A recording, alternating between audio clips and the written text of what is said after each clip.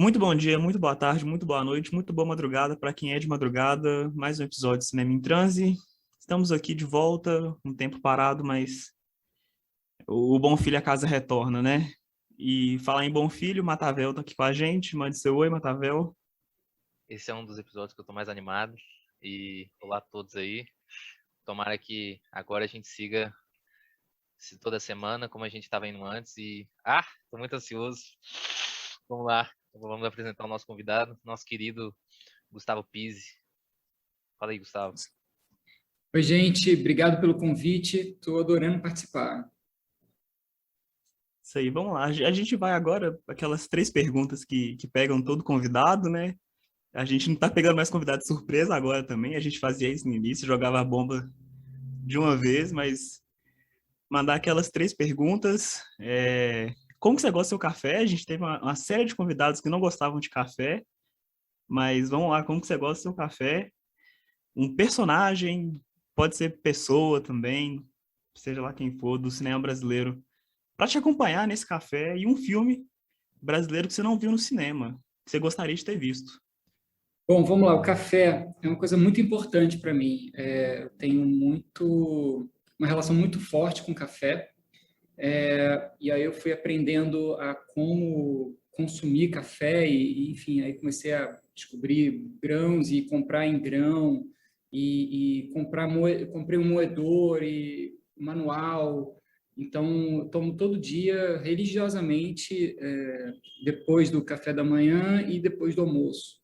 Estou agora tomando meu café e aí você vai descobrindo um universo muito, muito rico e tem muita coisa em volta do café e é uma coisa que dá muito prazer, o café.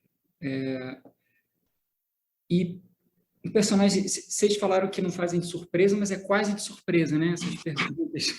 Vocês falaram agora antes de começar sobre isso, mas e tem uma coisa que, assim, essa coisa das listas, né? Para mim é sempre muito, muito difícil, porque eu não costumo fazer tanta lista. Em determinado momento, eu estou pensando muito em alguma coisa e um filme, um personagem vai ser muito, muito forte para mim naquele momento, mas eu posso voltar e retomar essa história, esse personagem, esse estudo, em algum momento no futuro vai estar lá guardado, mas eu não costumo fazer muita lista. Mas eu fiquei pensando agora que eu acho que eu adoraria tomar um café com alguém que eu nunca tomei café, que enfim, qualquer personagem feito pelo Paulo José, que faleceu agora há pouco, e é um ator que eu sempre quis muito trabalhar. Enfim, eu cheguei a pensar nele para alguns personagens, e quando ele ainda estava trabalhando com mais regularidade, né, uns anos atrás, mas nunca deu muito certo. Mas é um ator, enfim, um grande pensador do cinema brasileiro, é uma figura muito doce, muito querida. Eu nunca fui amigo dele, nem próximo dele, tive perto dele em algumas rápidas situações, mas do que a gente acompanha da carreira dele, da vida dele, do que ele pensava sobre o cinema, é muito bonito. Então, acho que seria incrível tomar um café, teria tomado um café com qualquer um desses personagens que ele fez, e, enfim, seria um prazer.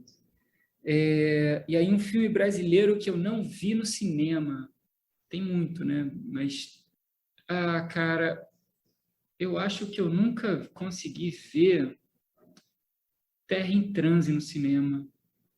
Estou tentando lembrar aqui, mas acho que quase, enfim, vários outros do Glauber eu consegui, e eu só consegui entender de verdade, fora o Terra em Transe, que eu vi muitas vezes. Eu vi a primeira vez Terra em Transe numa aula de cinema na universidade, e num VHS com as laterais cortadas, que a gente tinha muito na época, que era horrível, e mesmo assim o Terra em Transe eu me identifiquei e me envolvi muito na época, mesmo com VHS cortado, com as laterais, mas os outros filmes do Glauber, não. Por exemplo, o Dragão da Maldade não fazia o menor sentido para mim, mesmo na versão em vídeo, inteira, né, sem cortar as laterais. mas quando eu vi a primeira vez a versão restaurada no cinema, puxa, foi uma experiência estética e cinematográfica que eu me lembro até hoje, assim, mexeu muito comigo. Mas acho que o Terra em Transe eu não consegui ver no cinema, que certamente seria uma experiência muito forte também. E diferente, né? Eu acho que o jeito de você assistir um filme ou uma série, ou seja lá o que for, né? A gente está num momento que as coisas estão começando a misturar um pouco mais, né? E eu acho ótimo isso. Mas o jeito com que a gente se envolve, né? Com um material audiovisual faz toda a diferença, né? Ou mesmo com música, né? Se você vê um show ao vivo, ou se você escuta num vinil, ou se você escuta no fone, com MP3, você vai absorver de um jeito diferente. Acho que com cinema também tem muito isso, né? Como que você assiste, como que bate em você, e o jeito que você assiste vai fazer diferença na maneira com que você absorve aquilo, né? Não, sem fazer juízo de valor, porque eu acho que todas elas podem ser muito válidas, mas vai ser diferente, né? Eu acho que isso é um dado, né? Sim, sim. O Terra, eu consegui assistir no cinema e, assim, eu vi numa época que eu tava meio desiludido, assim, foi um daqueles momentos que você acorda para o cinema, assim, você fala, caramba, sabe, tipo assim, ainda tem muita coisa para ser feita, né, o cinema não, o cinema é meio que infinito ainda, e são esses caras que ligam a gente para isso, foi bem incrível. Sim, o Terra em Transe hoje é um filme que fala muito do que a gente está vivenciando no país hoje, né? Infelizmente, isso voltou a ser muito forte, né? Mas um filme que eu lembro que mudou minha vida assistindo no cinema foi Vidas Secas, por exemplo. Que é um filme que, enfim, a primeira vez que eu assisti era uma mostra do Nelson Pereira no CCBB aqui do Rio de Janeiro, e era uma época que eu ia todo dia ao cinema, ver 3, 4 filmes, isso fora de festival, e que era um momento muito rico para o cinema aqui no Rio de Janeiro, né? No sentido de você ter muitas salas, muitas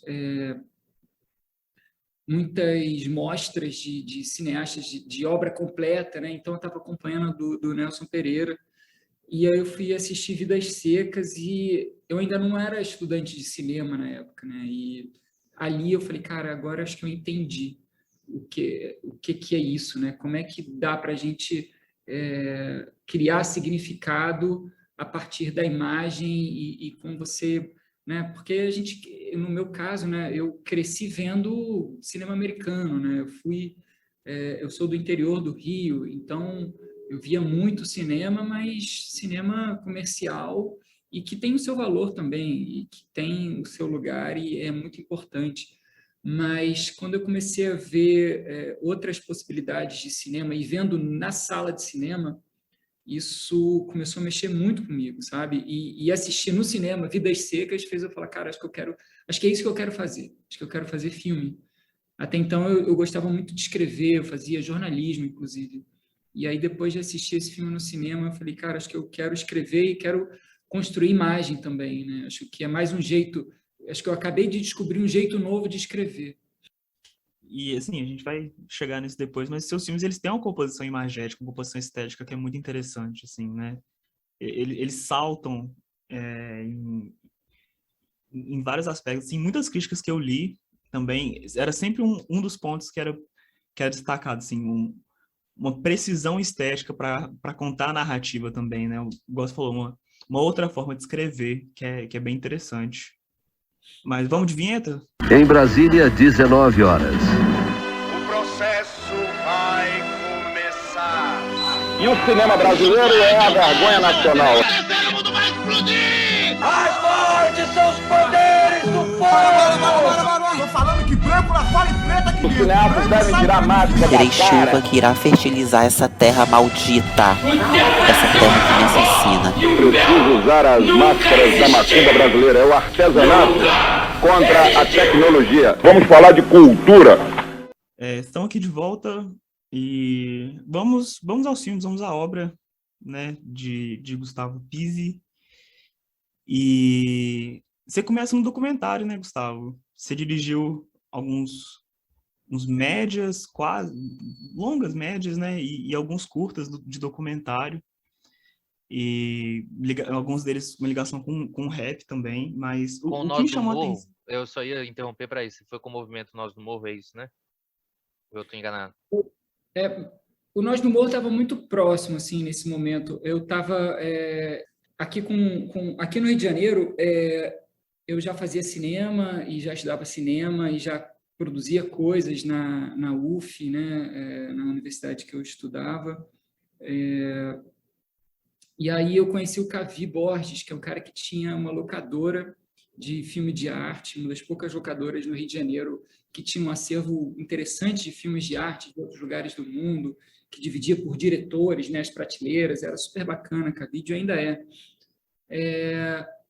E aí o Cavi começou a produzir um monte de coisa, ele pegava uma câmerazinha, uma PD-150 que ele tinha, e saía gravando um monte de coisa. Aí eu conheci o Cavi, ele me mostrou, eu tinha o Pretérito Perfeito, que é o meu primeiro documentário longa, eu já tinha filmado o Pretérito e eu precisava de um lugar para montar, eu não tinha, o Cavi tinha uma ilha de edição, eu fui lá, bati lá na porta dele para tentar fazer alguma parceria para poder editar o Pretérito, né? E aí a gente começou a trocar muito. O Cavi tinha um jeito de produzir, que era ele com a câmera na mão, e ele já fazia umas coisas bem interessantes. E aí eu falei, cara, a gente tem que ter um técnico de som, tem que ter um fotógrafo, tem que ter uma equipe, né? A gente tem que pensar mais esses roteiros, vamos juntar força e vamos trabalhar isso de uma outra maneira, um pouco mais profissional. Aí a gente começou a desenvolver a criação da Cavide enquanto produtora de cinema mesmo, né? E aí tinha várias pessoas em volta, assim, tinha o Emílio Domingos, que é um super cineasta, enfim, vários trabalhos hoje, tipo o filme do Passinho, né? Passa a Régua, vários filmes muito interessantes que o Emílio vem fazendo, e um trabalho que é muito bonito de acompanhar. O Emílio vem da antropologia, da sociologia, então ele traz uma força acadêmica muito interessante de um olhar para alguns universos que a gente não estava atento ainda.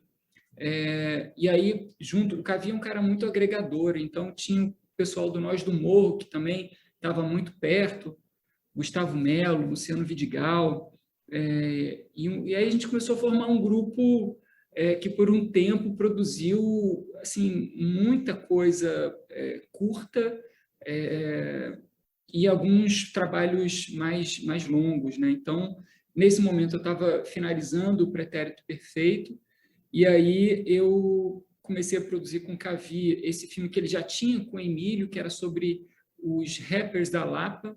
Uhum. E aí esse filme começou a ganhar corpo, né? E foram alguns anos indo filmar e acompanhando a vida desses músicos. E aí o filme que se tornou o LAPA, que eu fui produtor e montador do filme. Então, foi um envolvimento muito grande nesse momento do LAPA, né? Que eu peguei lá as 400 horas de material filmadas que a gente tinha e fiquei praticamente trancado numa ilha de edição por 4, 5 meses, e com alguns encontros com o Cavi, com o Emílio, mas fiquei muito dedicado a isso por muito tempo. E aí, ao mesmo tempo, o Pretérito tinha acabado de finalizar. Aí, do LAPA, a gente teve alguns outros filmes, né? Tem o Minha Área, que a gente pegou 2 personagens do LAPA, que foi o Macarrão e o Auri, que são 2 rappers de lugares completamente diferentes, e a gente fez um filme curto, que aí são 4 diretores, né? Sou eu, Gustavo Melo, Emílio e o Cavi. Uhum. Então, foi um momento muito rico, assim, de troca, de descoberta, tanto do fazer cinema ali, do documentário, do dia a dia do documentário, até descobrir essas pessoas, né, que são, nossa, quase todos ali que a gente passava a acompanhar, enfim, poucos, os que a gente não acompanhava tanto, a gente não descobria, mas os que a gente obviamente, os que a gente entrava na vida e que tinham muito a dizer para a gente aprendia tanto com eles e aprendia sobre como fazer documentário, né? Por que fazer aquilo ali, qual o limite ali de falar sobre a vida daqueles artistas, o que era bom para o filme, o que era bom para a gente, o que não era bom para aquelas pessoas que a gente estava acompanhando, né? Então, enfim, eu tenho muito orgulho desse momento, assim, desses 2 filmes, tanto do Pretérito quanto do LAPA, que foi uma experiência muito forte, assim, muito rica. Na verdade, eu tive minha primeira experiência sexual foi aqui, nesse quarto.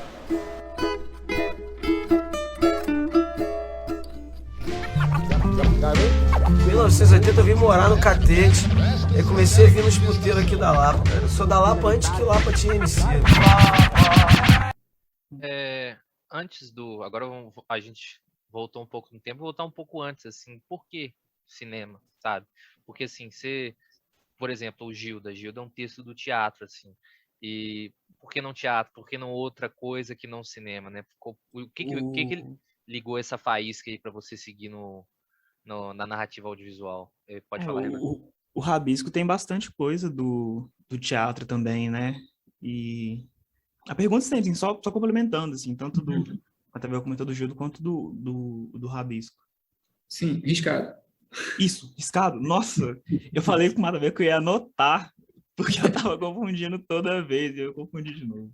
Mas é super normal, tudo certo. Olha, é difícil, eu sempre gostei muito de escrever, desde criança. Eu nunca imaginei, quando era criança, que um dia eu trabalharia com cinema, eu estaria envolvido com esse universo que hoje eu estou envolvido e que hoje é a minha vida, né? Até porque não tinha essa possibilidade de onde eu vim, assim, nunca tinha conhecido ninguém que trabalhasse com cinema, enfim, ninguém nem perto disso. Sempre adorei o universo da ficção, assim, o universo de criar a possibilidade de criar universos, né? Escrevendo num primeiro momento, e quando eu fui descobrindo como escrever, né, de outras maneiras, acho que foi onde eu comecei a me aproximar mais do cinema, né? Porque o cinema é um espaço que primeiro, você tem colaboração, você precisa ter colaboração de muita gente para você fazer um filme. É um espaço onde você tem a possibilidade de aprender muito, de você continuar aprendendo. Acho que qualquer coisa que você faça, né? Mas o cinema você precisa estar ligado no que está acontecendo, no né? Em como dizer, né? Qualquer arte, né? Escrever também, enfim. Mas é muito pessoal, né? Eu não sei dizer exatamente, eu fui fazer cinema e vou fazer cinema para sempre, só cinema. Não descarto a possibilidade de escrever um dia um livro, ou me tornar também escritor, ou tentar descobrir outras possibilidades de contar as histórias que eu vou descobrindo, que eu tenho vontade de contar, né?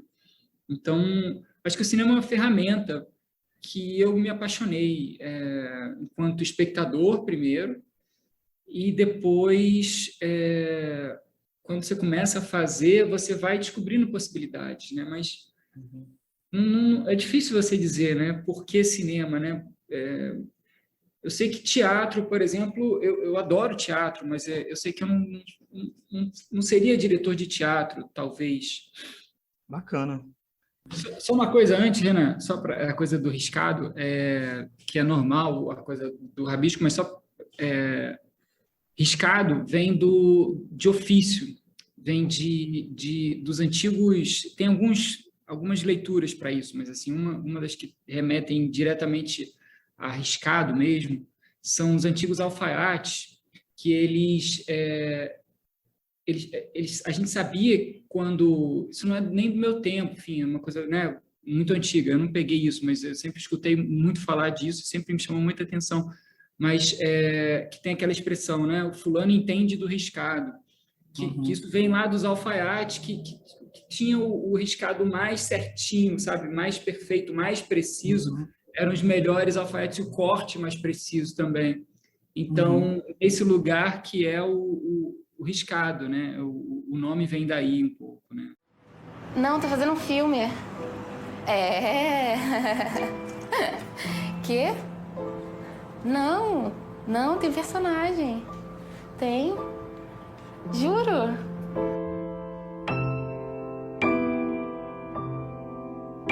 É interessante pensar, porque, eu não sei, eu sinto que tem um pouco uma desilusão na meritocracia, assim, porque a personagem da Karine, acho que é Beatriz, não é? A personagem da Karine, ela é uma ótima atriz, assim, e ela tá numa peça de teatro, ela faz as performances dela muito bem, e aí ela consegue, né, o papel para aquele filme, só que não basta, sabe? Tipo, eu fico pensando assim, essa desilusão, às vezes, nesse sistema meritocrático, que o talento basta, que você ser uma atriz boa, você ter bons papéis no teatro, você fazer boas performances, não basta, assim. E não sei, o que me deixa pensando nele, não só nele, mas assim, nos anteriores também e nos filmes seguintes, é que tem uma questão muito de bairro, uma questão muito regional, assim, de filmar o LAPA, né, o Minha Área também, o Benzinho tem uma coisa muito da cidade de Petrópolis, assim, você falou que é do interior do Rio, né? E, não sei, pensando por alto mesmo, que é um movimento recorrente no cinema brasileiro mais recente, da localidade ter um papel profundo, assim, seja às vezes a campo de Brasil, às vezes a campo de cidade, mas eu sinto que tem uma coisa muito de bairro, assim, nos seus filmes, sabe? Tipo, elas acontecem ali tipo assim, acontece nos 3, 4 quarteirões, mais ou menos, sabe? E o Riscado, ele tem isso, assim, a personagem da Karine, ela sabe muito bem a localização das coisas, né? E ela até, é uma cena que ela aponta, assim, eu já trabalhei ali com não sei o quê, não sei o quê, é perto da minha casa, então, eu sinto que tem essa questão geográfica nos filmes. E queria que você comentasse um pouco, assim, né? Ainda mais que você não vem de Rio Capital, essas experiências, assim, porque o rap, ele é muito bairrista, o rap, ele é muito regional, né? Então, ele diz muito sobre esse espaço e a transformação do espaço também. Sim, que legal, assim, adorei o ponto que você trouxe, porque é muito forte para mim, sim. O Riscado, por exemplo, a locação principal, a Casa Bianca, era a casa que eu morava. O filme todo se passa em Santa Teresa, praticamente, assim, uma coisa aqui e ali e tal, mas ele é todo muito uma geografia sentimental que naquele momento era muito importante para mim. Os espaços que ela percorre, e mesmo as buscas que a personagem faz no filme, né?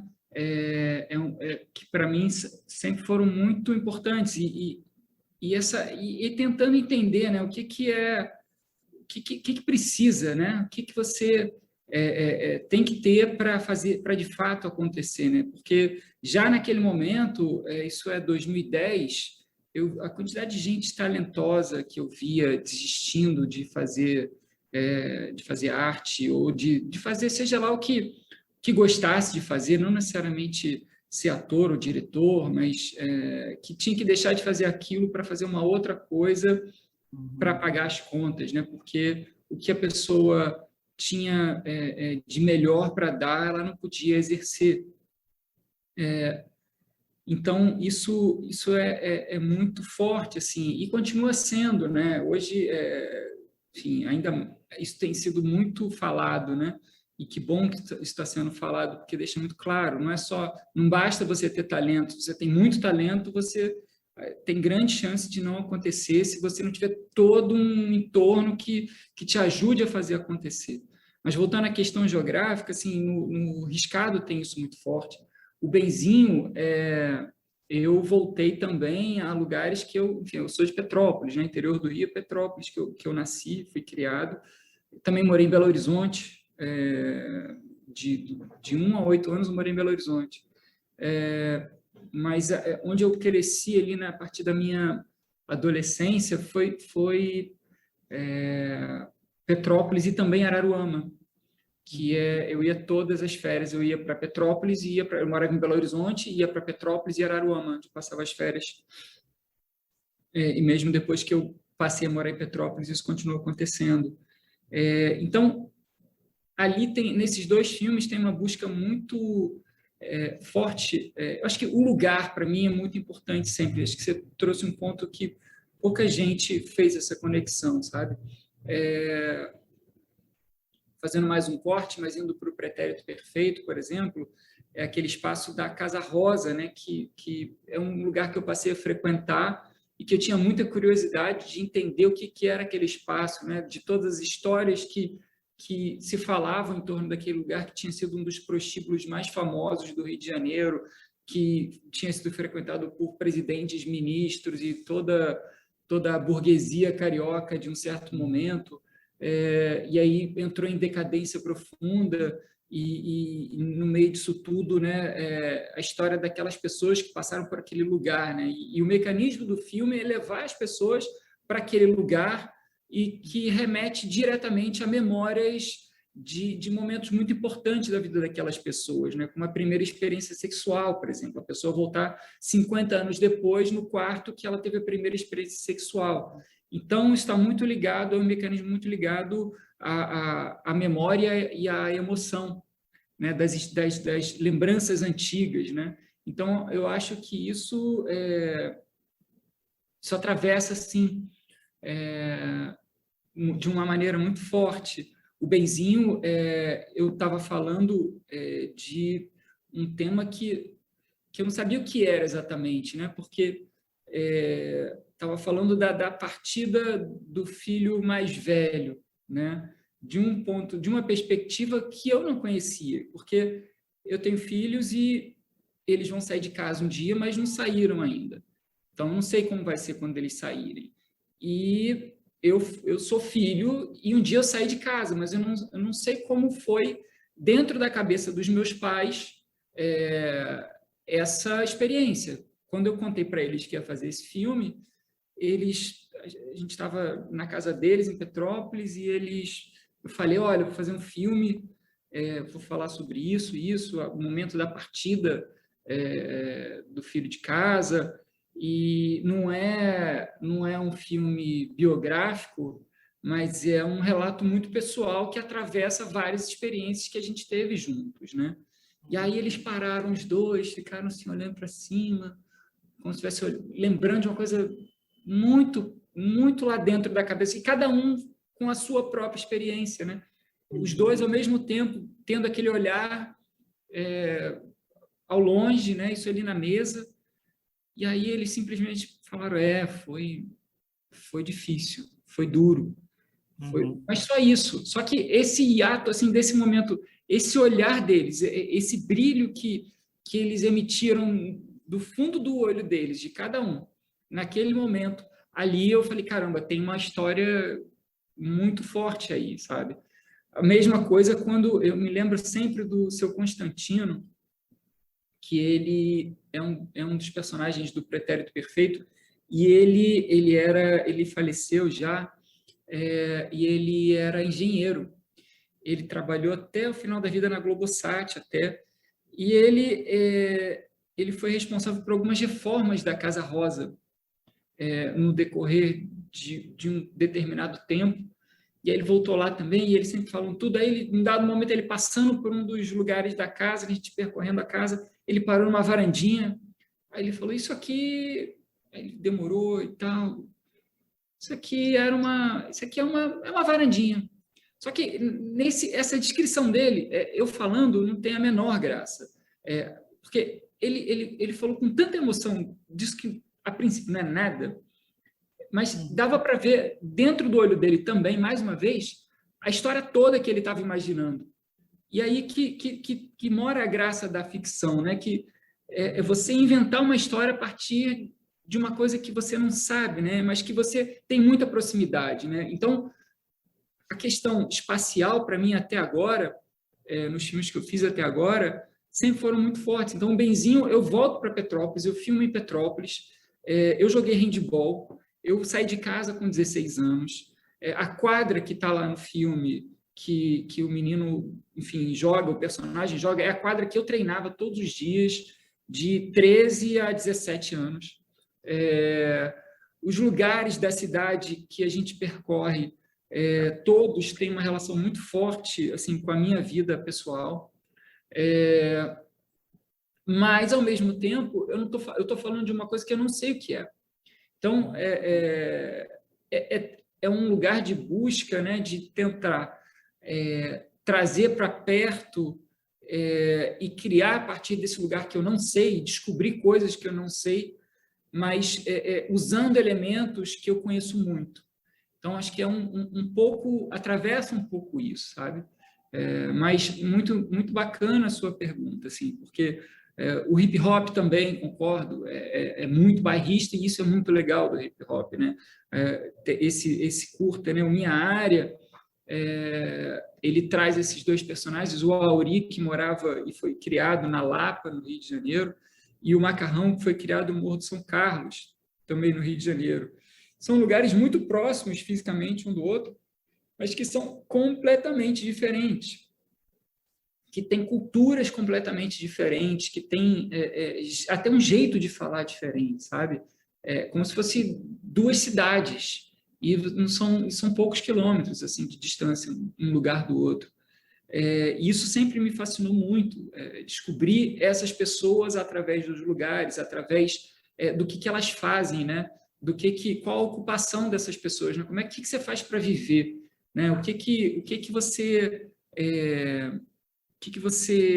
Como você ganha o seu dinheiro para comprar a sua comida, para pagar a sua moradia, né? Dentro dessa perspectiva de que a gente precisa fazer isso, né? Diferente da perspectiva de gente que já tem estudado, que assim foi muito chocante para mim, num dado momento da vida, entender que tem gente que não precisa trabalhar. Isso não faz sentido para mim. Você já, né, a pessoa ganhou a casa, ganhou o trabalho, porque já vem tudo meio pronto, né? Sei lá, uma família de advogados, a pessoa resolve ser advogado, já tem um apartamento, já está tudo fechado, né?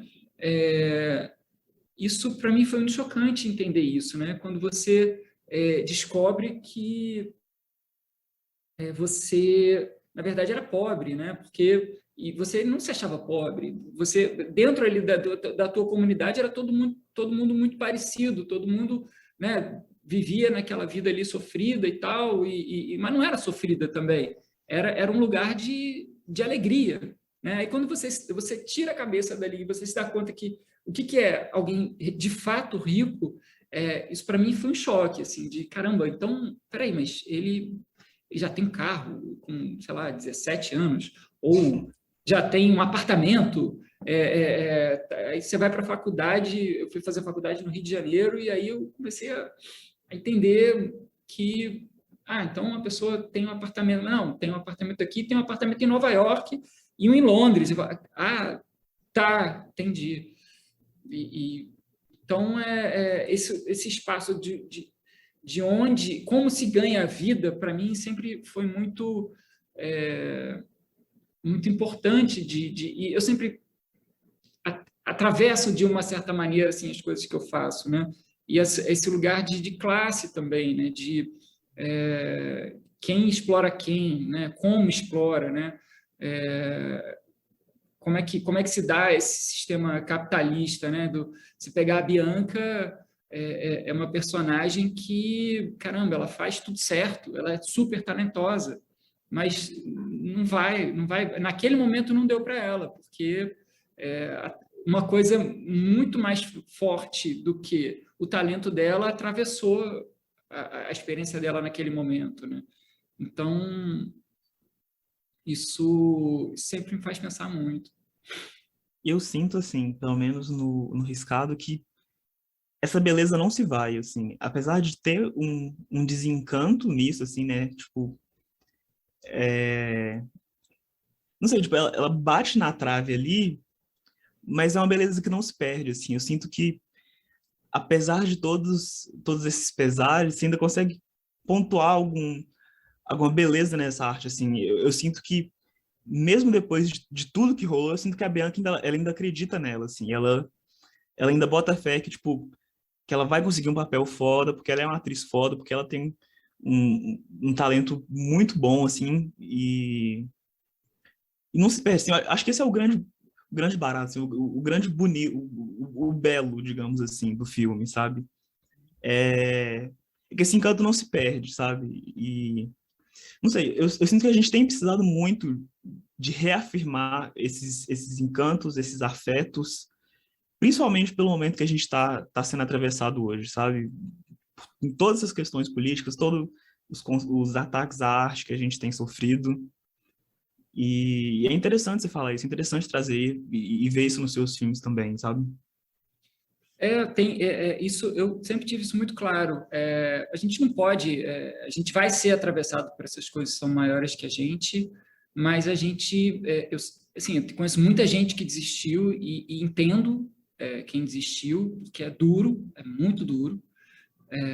Você passa muito tempo, enfim, se você não tem suporte, se você não tem quem te dê a mão em determinados momentos que vão ser difíceis mesmo, é muito complicado. Mas também acho que a Bianca, naquele momento, está passando por aquilo, mas o último plano do filme é um pouco nesse lugar, né, de ela tá lá com aquela banana na mão, ela deu a história da vida dela para aquele cara, e ela se tornou uma figurante dentro da própria história.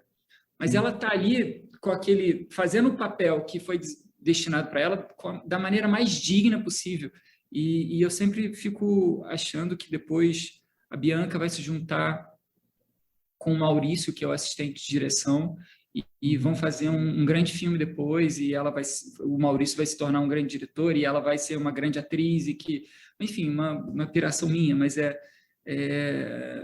ou eles vão seguir tentando e fazendo coisas e vão seguir descobrindo coisas, porque é muito do caminho também, né? Eu acho que cada momento desse da vida da gente, a gente aprende muito. E não é sobre chegar, né? É sobre você estar seguindo, né? Tem até no próprio Arriscado, tem um dos videozinhos da Bianca que é sobre isso, né? Que ela vai fazendo os videozinhos e caminha, você vai lendo no chão que ela escreve e vai passando por aquilo. Então, a gente tem que saber isso, né? Porque às vezes também chegar em alguns lugares que você chega e que você fala, tá, mas foi importante chegar, né?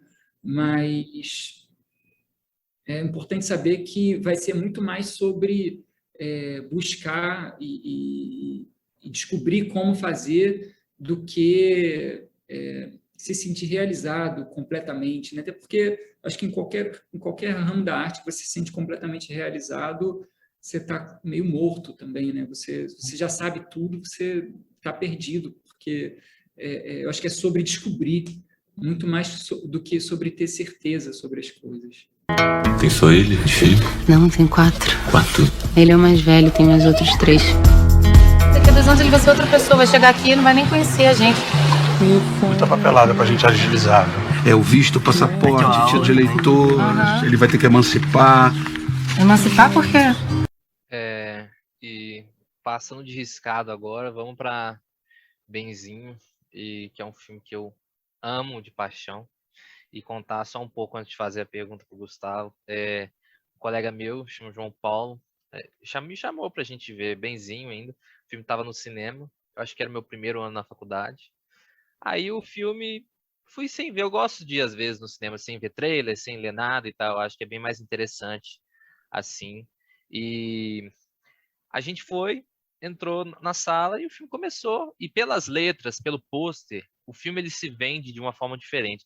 Ele se vende com muito mais suave, né, do que ele é um hit, uma abordagem, uma temática muito mais suave, né, muito mais, entre grandes aspas, familiar né? Uhum. Do que o peso que ele carrega, a emoção que ele carrega. Então, assim, quando eu sentei na sala, o filme foi passando e teve a cena da Adriana com o marido, tiveram as cenas da Carine meio que degringolando, né, com o fone, quando ela põe o fone e dá aqueles pulos, e a cena da praia, né, que ela tá carregando o filho no final. Enfim, todas aquelas cenas. Quando acabou, o João virou para mim e falou assim: eu quero fazer o filme assim. Foi muito incrível, assim, porque é um tipo de cinema que ele pega a gente, não sei se ele pega a gente pela mão, assim, mas são vivências tão realistas, mas é tão embebido de dramaturgia, né, de uma boa escrita, que, assim, é meio que, é por isso que a gente faz, né. E eu lembrando do filme, vieram vários momentos, assim, na minha cabeça, né, e um deles é essa utilização do lugar, incluindo a casa, assim. Como é que foi para você fazer aquela abordagem da casa? Porque a casa ela vai se quebrando juntamente com a família e toda a narrativa ela converge para aquele núcleo duro, né? Você tem várias influências externas, você tem o emprego do Klaus, você tem tudo, mas tudo volta para aquele núcleo duro, assim, incluindo o final, que é a personagem da Carine olhando para a câmera, meio que para a câmera, assim. Enfim, aí como é que foi para você, assim, idealizar todo esse núcleo duro de personagens e manter aquela relação, né? Que ninguém se solta dali, né?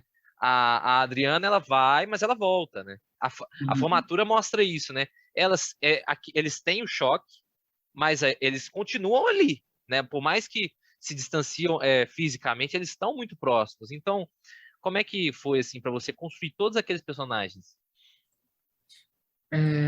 Primeiro, obrigado pelo relato. Fiquei super emocionado de escutar o que você trouxe, porque fazer cinema é uma coisa, maior parte das vezes, muito solitária, né? E, claro, você tem muito... Quando lança o filme, né?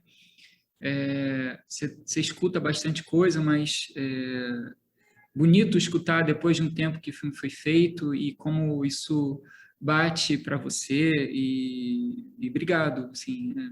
Dá força para a gente continuar e seguir fazendo coisas, sabe? Mas eu acho que, assim, tem uma questão ali fundamental que é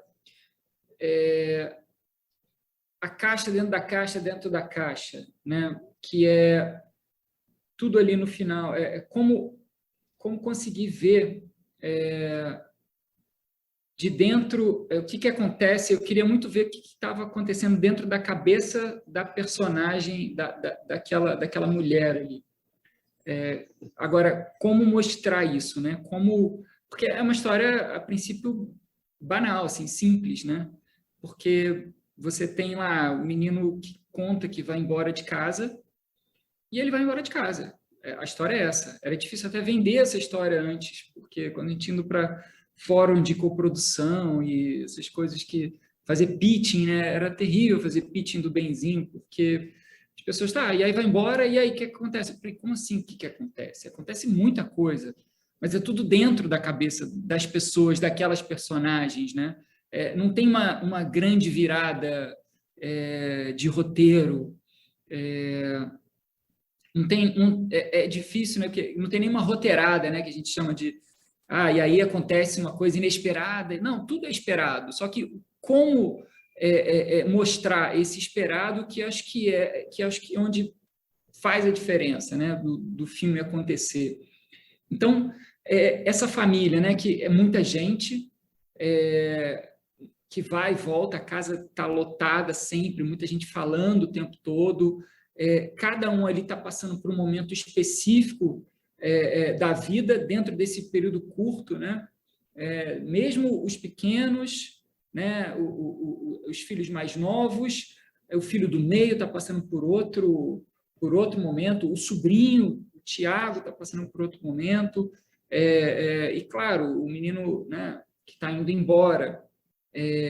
Então, os pais desse menino, é sempre um fluxo ali, né? Que você vai um momento para um lado, outro momento para outro, mas a ideia sempre foi tentar juntar isso com como mostrar, né? Então, tem uma coisa da mise-en-scène que diferente do Riscado, por exemplo, que a câmera estava indo e buscando muito as personagens, para mim, o meu desafio no Benzinho foi um pouco fazer com que esses personagens, a mise-en-scène dos atores, coubesse dentro do quadro.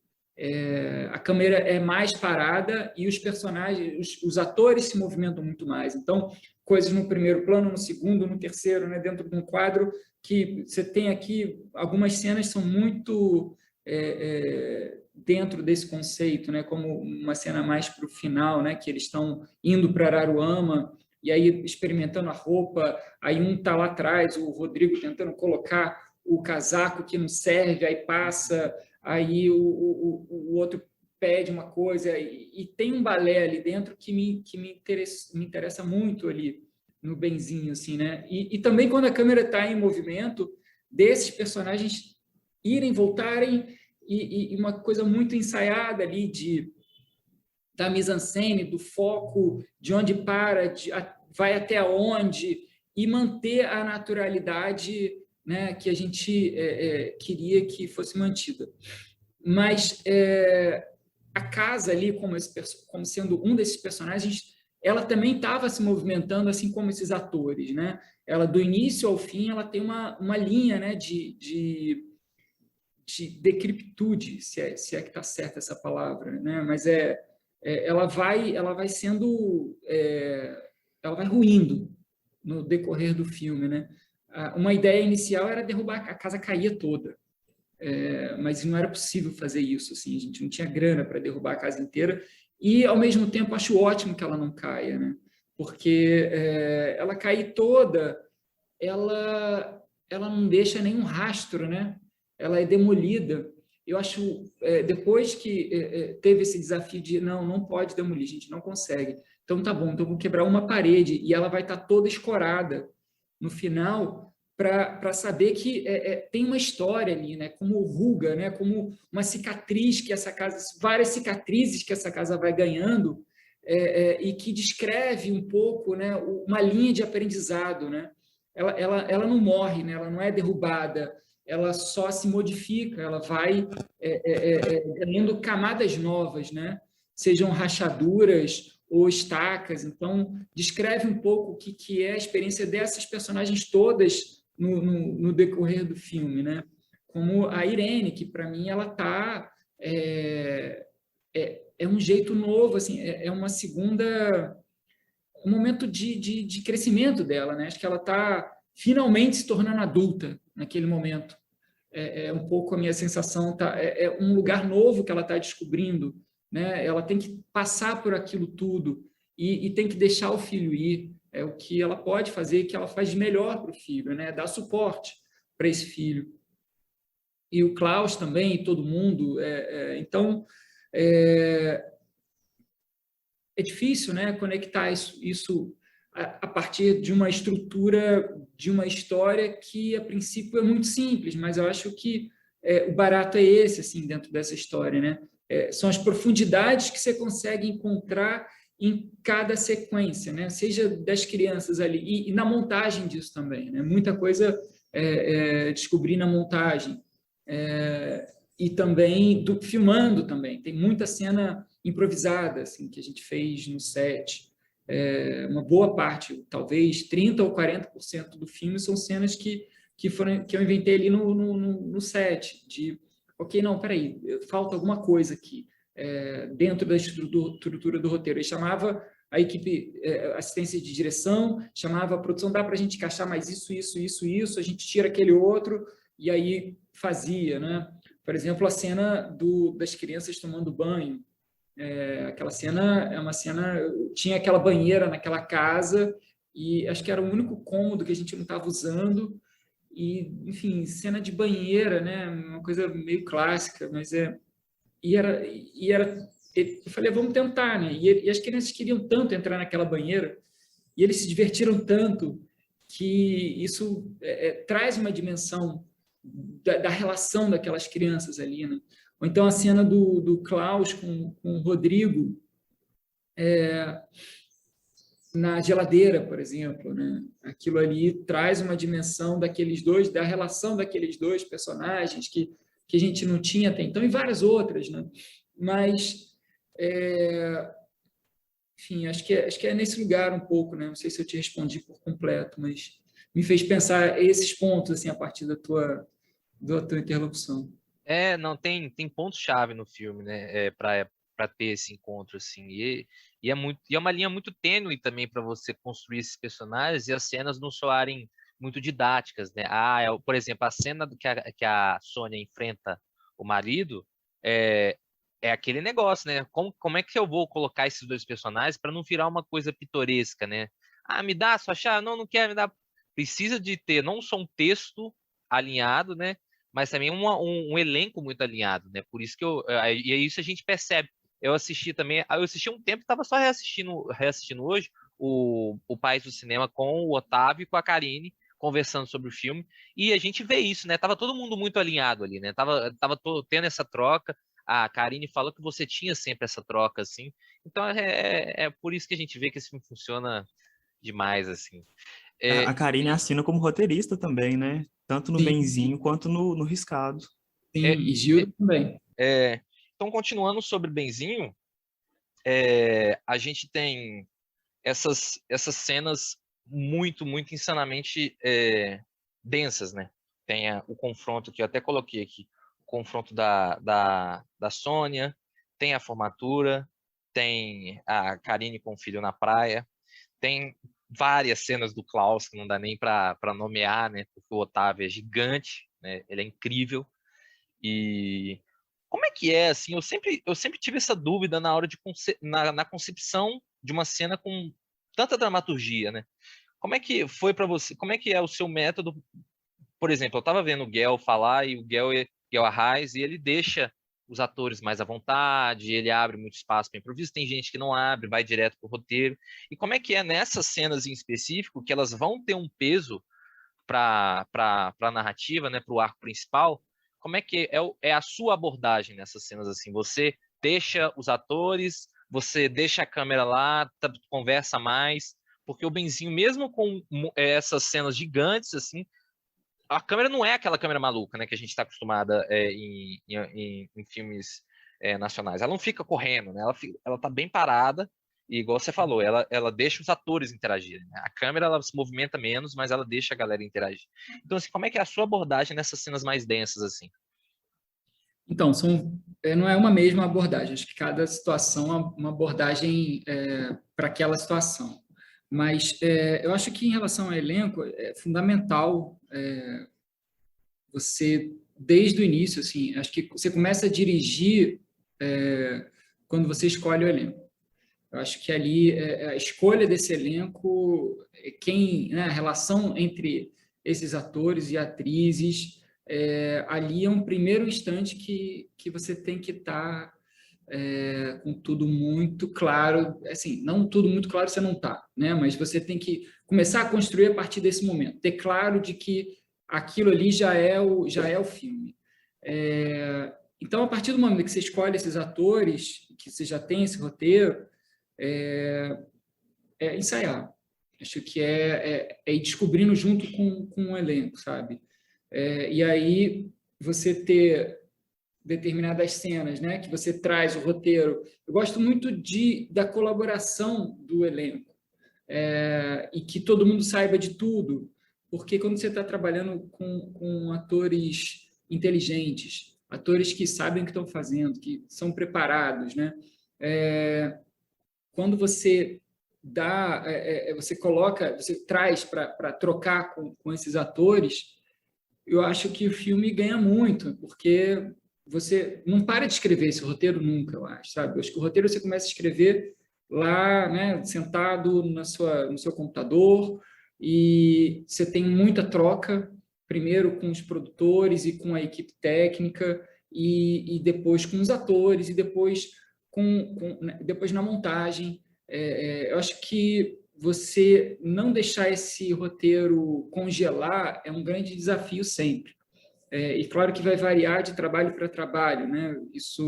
O quanto isso precisa está estabelecido e precisa ser exatamente aquelas palavras que estão escritas ali ou não, né? No caso do Benzinho, a gente ensaiou muito e tinha uma coisa da relação entre as personagens, né? De fazer com que aquela família que a gente trouxe parecesse de fato uma família. A gente já tinha a Karine, Francisco e Arthur, que, enfim, Karine, mãe do Francisco e Arthur, eu fui casado com Karine, e temos Francisco e Arthur são nossos filhos.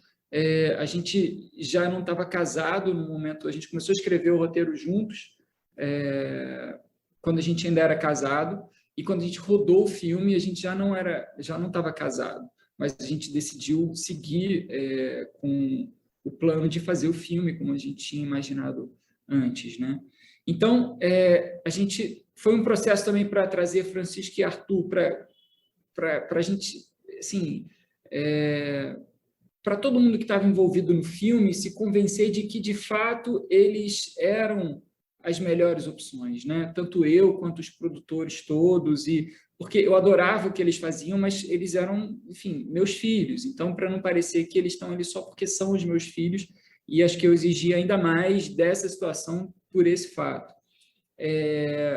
Mas, por mais que você tivesse ali esse núcleo, era importante com que todos os outros atores que estivessem chegando entrassem, né, ou fosse construída uma nova família a partir daquela família que já tinha em parte ali. Então, a gente saiu muito, por bastante tempo. Assim, a gente passou em torno de um mês e meio ensaiando, se eu não estou enganado, ou talvez um pouco menos. E aí chegar o Constantinos, que é o filho mais velho. Esse menino tinha que parecer irmão dos outros. E aí veio o Luan, que é o filho do meio, né? E o Luan, ele é sobrinho da Karine. Eu também conheço o Luan há muito tempo. Ele também não seria, mas aí ele mandou um teste. Ele morava em Maceió. E aí ele mandou um teste que ele sabia que ele é ator desde criança, desde muito novinho. E aí ele sabia que a gente estava com um processo de seleção. E ele pediu para fazer um teste. Eu falei, cara, tá bom, manda então um vídeo pela internet e tal.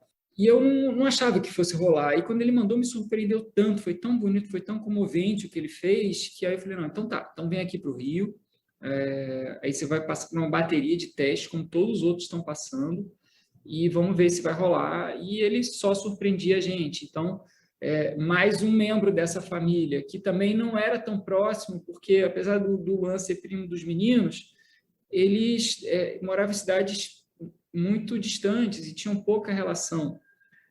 Então, a gente foi descobrindo. Então, era pegar esse roteiro e ensaiar essas situações de maneira a trazer informações dessas relações para o roteiro, a partir do que se descobria nos ensaios.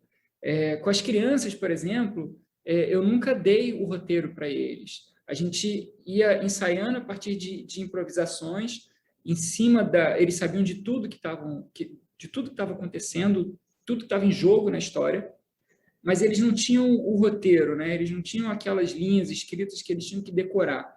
Mas, ao final, eles estavam falando praticamente as mesmas linhas que estavam escritas, mas de um jeito diferente, através de um estímulo diferente que o do decorar, né?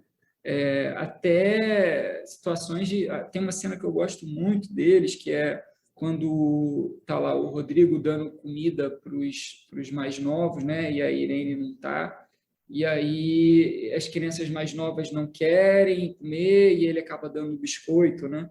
Eu falei para os pequenos, olha, o Luan vai tentar de tudo para fazer vocês comerem. E aí eu botei, claro, uma comida, como eles são meus filhos, eu sabia a comida que eles mais odiavam, e pedi para a Arte fazer essa comida, e eu falei, olha, vocês não vão comer de jeito nenhum. Ele inventa qualquer coisa, argumenta para não comer. E aí, para o Luan, chamei ele também, só os dois e só o Luan. Luan, olha, eles não vão querer comer, você precisa fazer com que eles comam. Você tem que dar o teu jeito de fazer isso acontecer. A coisa mais importante para você nesse filme é fazer com que eles comam essa comida. e sempre argumentando. E aí, isso minutos antes de rodar. Algumas cenas a gente não ensaiou para ter esse frescor ali naquela hora. E aí, isso, falei com os pequenos, falei com o maior, a câmera já estava posicionada, a luz já estava pronta, ação. E aí vai. E aí é de primeira, sabe? Aquilo ali aconteceu numa cena quase improvisada, mas que o que estava escrito no roteiro era praticamente aquilo ali. Só que eles conseguiram ir até muito além do que a gente imaginava quando a gente escreveu o roteiro. Eles conseguem criar uma relação de tensão ali que só essas crianças conseguiriam fazer enquanto crianças, né? Se você não comer, eu vou tirar teu tablet, vou fazer isso, fazer aquilo. Você não fala nada, quem fala é minha mãe, sabe? Minha mãe que decide. Isso foi o Arthur improvisando naquele momento, a partir do que foi jogado pelo Luan. Então, para essa cena foi essa abordagem, né? Para outras cenas, não. A gente tinha... O que estava escrito era importante. Então, a gente precisava daquelas palavras. E aí a gente ensaia a partir do que está escrito, a partir do que é importante para o texto, né? O diálogo exatamente, precisamente aquilo que está ali, que se falta alguma coisa daquele diálogo, vai fazer falta lá na frente, né? A gente vai sentir lá na frente, mas não falou aquela coisa, aí não se completa, né? Então, eu acho que é importante, assim, a gente... e, claro, assim, esses atores todos são incríveis, né? Adriana, Otávio, Karine e todos que estão em volta, o César, que veio do Uruguai para fazer aquele marido, a gente vai criando essas relações, mas eles trazem uma força, uma bagagem muito grande, assim, de entendimento cênico, de entendimento dramático, e eu sempre aprendo muito com eles, assim, coisas que você não precisa ter o texto, né? Você tem que estar acontecendo além do texto, né? De saber a importância, a sua importância dentro de uma cena, o tamanho que você precisa ter naquela cena e o tamanho que pode ser grande ou pequeno, e não significa que isso é melhor ou pior, significa que é naquele momento que é necessário para aquela cena. Então, todos brilhantes nesse sentido, assim, desse lugar, né, de estar presente, né, de estar em cena, de troca, de entendimento, de descoberta, né, a cena das duas irmãs na formatura, eu acho assim, que Karine e Adriana chegaram, e aquilo ali foi ensaiado, foi muito ensaiado. E para chegar na troca de olhar, sabe? O ensaio não é para descobrir, enfim, naquele momento era um ensaio para descobrir como que elas olhavam uma para a outra, mas a gente não sabia que era isso, a gente estava ensaiando, tentando achar alguma coisa, qual é a faísca dessa cena, né? O que a gente consegue descobrir a partir dessa relação e como que a gente coloca isso na tela. Então, é um pouco nesse lugar, né, de entendendo dentro do que você tem, do que você precisa para cada instante, para cada cena, para cada momento do filme. E eu acho que você meio que respondeu, assim, sobre a sua relação com a Karine, assim, aquela atriz espetacular que, com o Gilda fresco na cabeça, assim, não tem como não falar dela em cena, assim. E passando agora para a Gilda, é um texto... Posso só voltar um pouco na coisa que eu falei? Karine enquanto roteirista, né? Que acho importante falar também, porque Karine é uma das colaboradoras assim, mais presentes até hoje nos filmes que eu fiz, e que foi assim, fundamental na descoberta desses filmes, né? E que a gente sempre teve uma coisa de escrever, né? Vai trocando, eu escrevo, ela escreve, conversa, troca, vai tendo esse diálogo, né, constante no processo da escrita inicial do roteiro, né? E ela sempre muito presente, até o momento que, ok, fechamos o roteiro, agora a gente vai começar a pré-produção. E aí, Karine, eu sempre tentei muito preservar ela desse momento de pré-produção, para ela ficar completamente dedicada ao trabalho de atriz. E aí tem toda essa elaboração do que é o filme, do projeto, dos colaboradores todos, e lá na frente a gente se encontra de novo, e aí ela trocando junto com os outros atores todos, né? E trazendo também colaborações muito pontuais em relação ao roteiro, né? Enquanto atriz também, porque como ela conhece tanto daquele roteiro, eu acho que ela tem elemento para trocar de um jeito muito profundo com o que está estabelecido e que está se estabelecendo ali, né?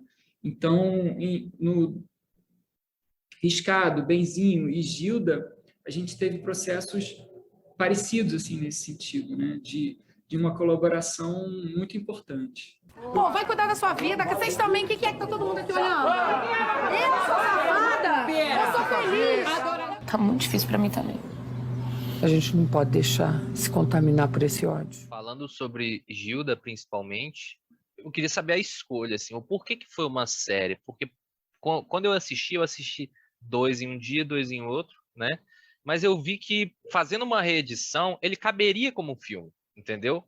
Então, assim, por que foi uma série? Por que não foi um filme? Por que não foi outra coisa, sabe? Qual que foi essa escolha de formato, assim, já que a gente está tendo esse boom da televisão de novo, né? Falam que é a nova era de ouro da televisão, assim. Por que foi essa escolha de formato e como é que foi o seu primeiro contato com o texto, né? É um texto, assim, bem forte também, assim, ainda mais aquela cena final, assim, que eu vou deixar para a gente conversar daqui a pouco. Mas, assim, gostaria que você falasse um pouco desse primeiro contato e dessa abordagem com o material, assim. Por que foi essa escolha de minissérie? Eu ia só emendar a fala do Matavel, que fala sobre isso também, que vai trazer a questão da distribuição.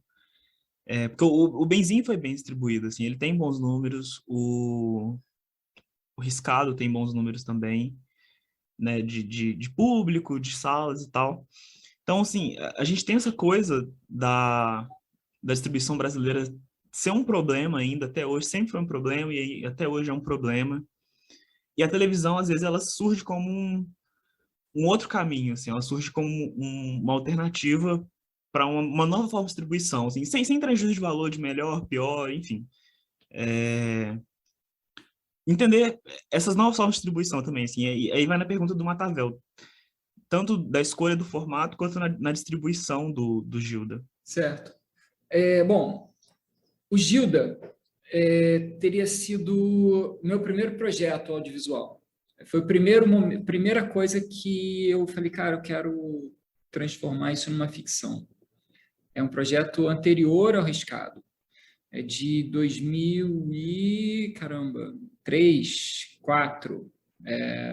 Uma peça que Karine fez no teatro, que é um texto do Rodrigo Derruri, que é um autor aqui do Rio de Janeiro, que hoje está em Salvador.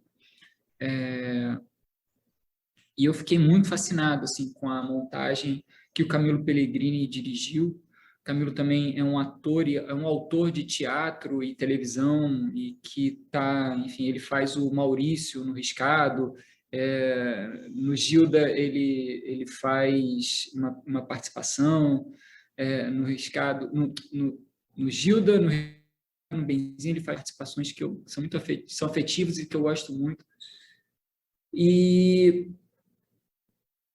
inicialmente seria um longa, e aí a gente escreveu, um primeiro momento era eu, o Rodrigo Derruri e só escrevendo, depois Karine entrou para participar dessa escrita. A gente tinha um projeto bem desenvolvido que, enfim, eu nunca tinha feito nada, né? Nem curta, nem nada. Foi antes até do Pretérito Perfeito. E aí a gente fez esse projeto super bonito, todo coisas coladas, enfim, era super interessante esse projeto, que rodou vários lugares assim ao redor do mundo, tentando dinheiro, tentando coprodução, Só que não foi, assim, a gente não conseguiu nada. Aí eu peguei e falei, eu vou fazer esse projeto. Vieram outros filmes, enquanto isso ele estava ali caminhando do lado, né? Eu nunca abandonei o Gilda. E aí, num dado momento, veio uma possibilidade de fazer uma série a partir desse material. Falei, olha, deixa eu entender isso aqui. E aí eu voltei no texto, e o texto é um monólogo, né, o Gilda. Então, é uma mulher dentro da cozinha dela falando sem parar. É uma narração que não para, é um fluxo de palavras que eu adoro, assim, o jeito como o Rodrigo constrói o texto e como ele desenvolve a personagem, né, num fluxo de pensamento que vai e volta no tempo. Isso sempre me fascinou. E aí, quando eu pensei na possibilidade de transformar numa série, eu voltei no texto e falei, cara, é possível e pode ser muito legal isso ser uma série. Você ter uma narrativa dividida em 4 pedaços, que para mim é isso, o Gilda. A gente seguiu, aí Karine voltou, nesse momento o Rodrigo já não estava mais na escrita, ficamos eu e Karine escrevendo, chegamos nos 4 episódios, primeiro a partir de um argumento de cada episódio, e usando algumas coisas lá do primeiro tratamento, que acabaram caindo praticamente todas, se não me engano, todas, mas aí seguimos para fazer a série. Ao mesmo tempo, a gente tem, de fato, uma série limitada, né? Não tenho nenhuma vontade de fazer uma continuação, uma segunda temporada, não foi feita para isso. Pode até ser no futuro, mas não vejo além disso a história. Mas, ao mesmo tempo, é uma série do jeito que ela foi construída. A gente tem agora, por exemplo, a gente foi para Berlim, né? Tem uma sessão de Berlim para séries, né? Lá, o Berlinale Series.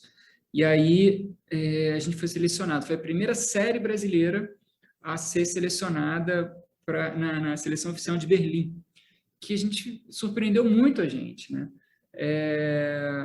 E a série foi vendida. Eu tenho um sales agent agora que está trabalhando e que ele falou, olha, eu acho que a gente pode buscar um lugar de trabalhar como uma série que também pode ser exibida no cinema.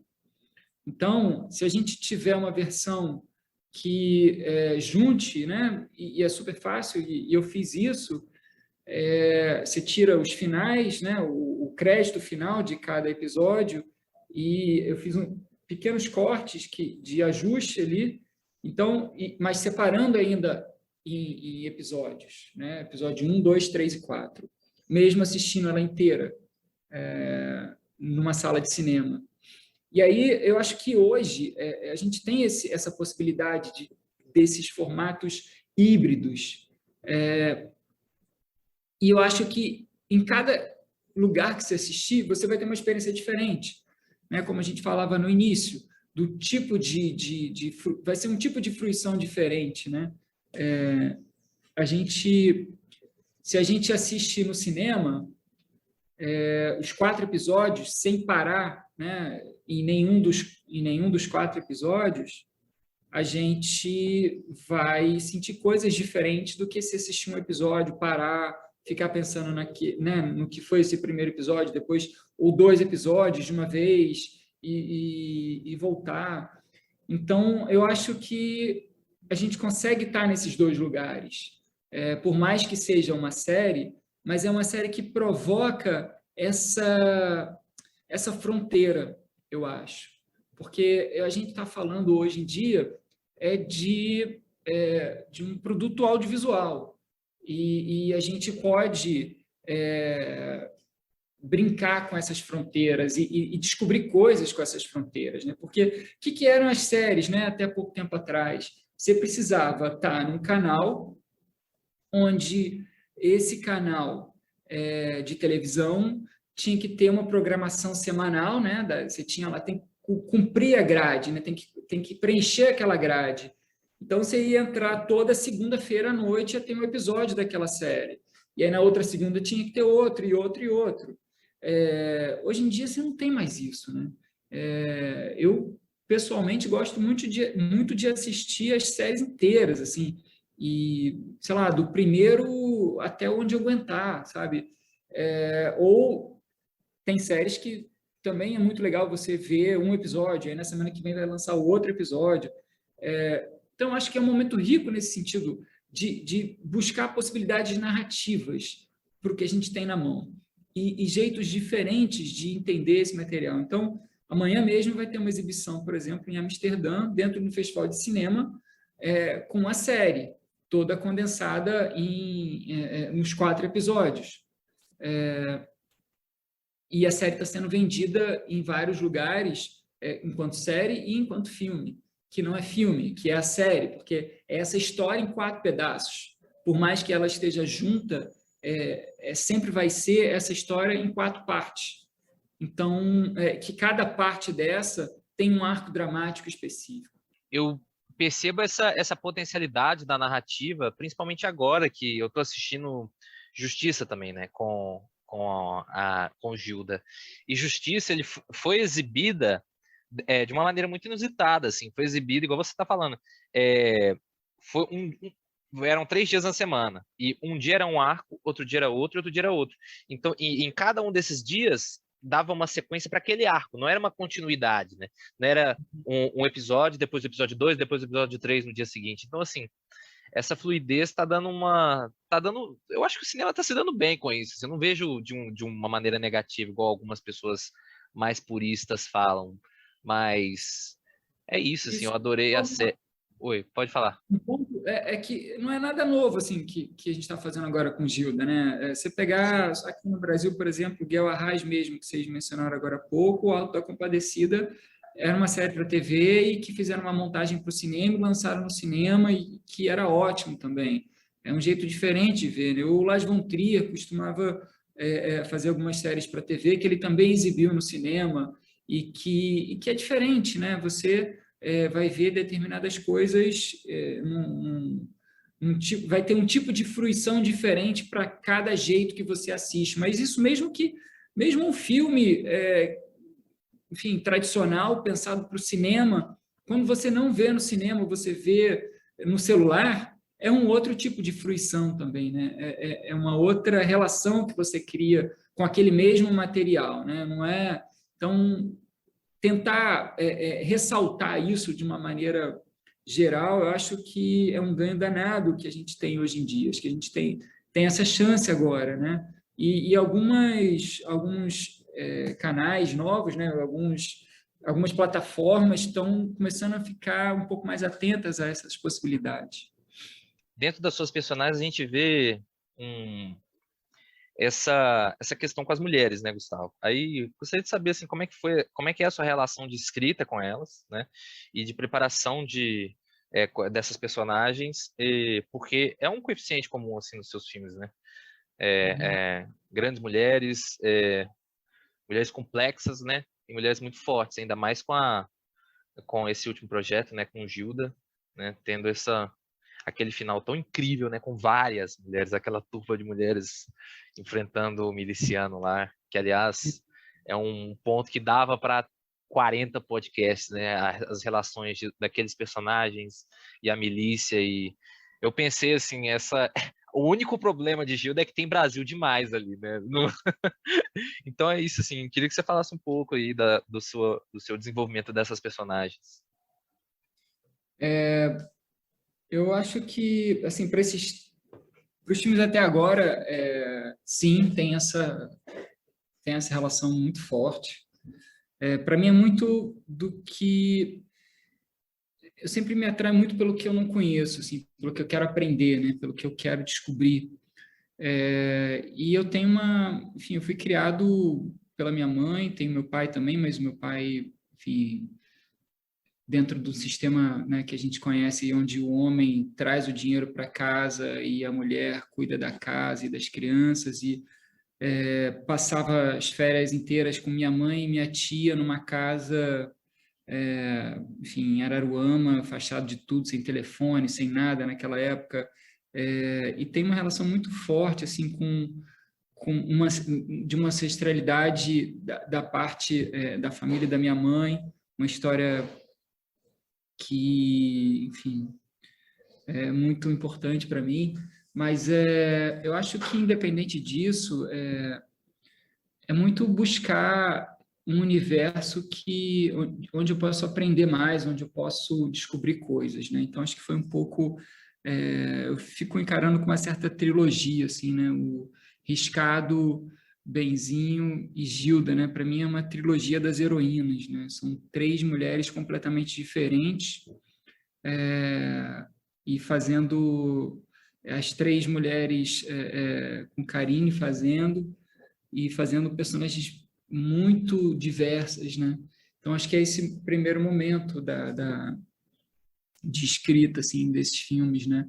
Mas se for um pouco mais também, no Pretérito Perfeito, tem Dona Ivanilda, que é essa mulher que eu encontrei, que trabalhou na Casa Rosa, que começou a trabalhar na Casa Rosa, por exemplo, com 12, 13 anos, conforme ela conta no filme, e passou a vida inteira na prostituição, por exemplo, e escutar ela contar da vida dela, de como ela lidou com tudo que estava em volta dela, isso assim, foi muito forte para mim naquele momento. Eu aprendi muito com ela naquele momento, e eu acho que eu vou descobrindo, né? Vou entendendo o que está em jogo a cada filme. Não quer dizer que todos os filmes a partir, né, vão tratar desse mesmo tema, mas nesse período até agora a gente tem isso muito claro, né,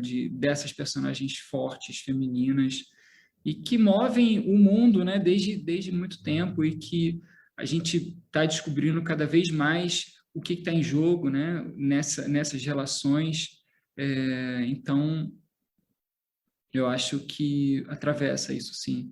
A outra parte da pergunta eu não me lembro. Eu ia só complementar com essa relação fora da ficção, né? Na sua vida, assim, mas você acabou respondendo. Tá. É isso então, galera. Tem um episódio completão. Muita coisa bacana. Pode falar.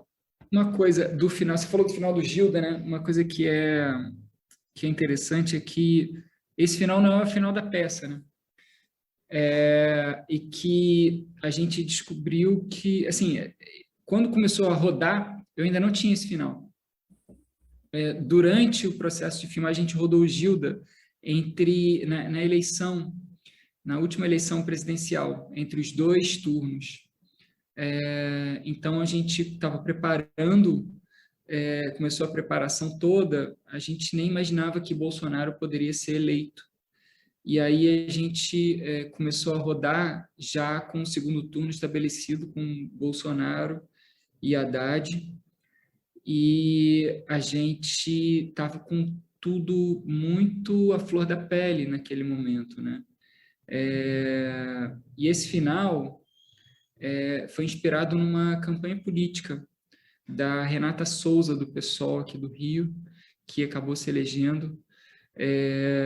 E era isso, era a campanha, o vídeo que elas produziram era isso, eram algumas mulheres andando de frente indo na direção da câmera, enfrentando o que estava acontecendo, né? Aquilo para mim foi muito marcante, e aí naquele momento eu falei, cara, já sei o que é esse final, porque acho que a gente não pode, a gente precisa enfrentar, né, de alguma maneira, o que oprime a gente, né? A gente entender que e elas estão todas juntas, né? A gente está dando spoiler o tempo todo, né? Vão avisar no início que spoiler de todos os filmes, para assistir os filmes se puder antes, mas ali naquele final, todas as mulheres se juntam e que até então estavam lutando uma contra a outra, né? Estavam em lados que acreditavam que eram oponentes, né? Então, acho que quando essas mulheres entendem que, e as pessoas, todas as personagens ali, né, entendem que elas não estão em lados opostos e que elas têm que se juntar para lutar contra o que realmente oprime, que no caso é aquele inimigo em comum de todos, né, que é aquele cara com aquela arma na mão e tentando oprimir todos que estão à frente dele. Eu acho que aí sim a gente consegue vislumbrar uma possibilidade de mudar o que está aí, né? Então, acho que trazer esse final assim do Gilda e pensar nele, eu acho que é importante assim para os dias de hoje, sabe? E foi importante para a gente naquele momento, antes de saber o que vinha pela frente, filmar aquele final, né? Então, a gente colocou todas as mulheres da equipe e do elenco para virem na direção desse cara que estava tentando, enfim, passar por cima delas. Então é isso. Encerramos aqui esse bate-papo incrível com o realizador Gustavo Pizzi, né? Não vou falar diretor, porque faço tudo mais um pouco, né? Roteirista, produtor, tudo. E estamos aí, né, Renan, com as nossas perguntinhas finais clássicas. Alguma recomendação, Gustavo, para a galera que você está curtindo agora, que você está assistindo, que você está lendo, você está ouvindo, né? Agora a gente ouve mais coisas, né? Ouvindo podcast pra caramba. Você falou que você escuta no início. Enfim. Tem uma série que eu assisti há pouco tempo, que eu gostei muito, que é o We Are Who We Are, do mesmo realizador do Luca, né? Guadagnino, que é o mesmo realizador do... gente. Me chama por seu nome. Exatamente. Adorei essa série. Adorei essa série, incrível. E eu acho que, enfim, tem um livro que eu li há pouco tempo que mexeu muito comigo, que eu acho que, enfim, um livro fundamental, que é o Sweet Tokyo. Cinema, estou triste que eu não estou... Enfim, desde o início da pandemia eu não entro numa sala de cinema. Uma das coisas que eu mais sinto falta desde o início da pandemia é entrar numa sala de cinema e assistir a um filme. Estou revendo muita coisa que eu já vi e tentando acompanhar, mas é engraçado, né? Como que não tem nada agora de pronto que eu assisti essa semana que me faz querer falar sobre isso, né? Vem muito mais das coisas antigas e que eu tive essa relação com a tela do cinema e com a imagem daquele tamanho, com a tela daquele tamanho, com o som daquele tamanho, né? Que é uma sala de cinema. Então, é um certo luto até, né? Desse momento, né? Dessa saudade, eu acho. Mas acho que em breve a gente consegue voltar. Antes de você encerrar, Renan, eu vou abrir essa brecha para mim, né? Que a minha recomendação é Gilda, né? Os últimos dias de Gilda, que eu acabei hoje. E incrível, tem um pouco de Brasil, um pouco de Rio. Infelizmente, né? Em alguns casos, tem um pouco de tudo ali naquela série. E quem sabe, se a peça tiver uma remontagem, né? A gente ter a oportunidade de assistir, vai ser incrível. E foi uma experiência em tanto. Essa foi uma grande experiência, junto com Beijo no Asfalto. Foram as grandes experiências audiovisuais que eu tive aqui em casa recentemente. Então é isso, Renan. É isso, Gustavo. Você falou que morou em Belo Horizonte. O convite está mais que pronto para você voltar aqui, a gente tomar um café, escolher os grãos, passar um pão de queijo aqui em Contagem também, que é terra do Matavel aqui do lado. Agradecer, episódiozão, conversa muito boa. Rendeu. Rendeu demais, nossa. Galera, fica até o final, vai ficar. A conversa foi ótima. E agradecer mesmo pela disponibilidade e pela troca de experiências. Assim, a gente sempre está aqui precisando pela troca de experiências e foi super construtivo. Eu que agradeço, foi muito bom conversar com vocês. Eu sempre aprendo muito e é bom a gente voltar a pensar em algumas coisas, né, que a gente já fez e a gente reformula e pensa de uma outra perspectiva, né? É sempre uma oportunidade de descobrir coisas novas. E quero agradecer demais a vocês. É isso, Cinema em Transe. Mais um episódio, Matavel aí. Liguei o áudio aqui, ó, os vídeos aqui. E é isso aí, para dar esse falou, esse até breve aí, né? Porque agora hoje foi o dia das novidades. Hoje eu peguei meu celular novo, fui imunizado, entrevista com o Gustavo. Já tô, em breve a gente tá de volta aí. Tomara que o Bolsonaro caia também, enfim.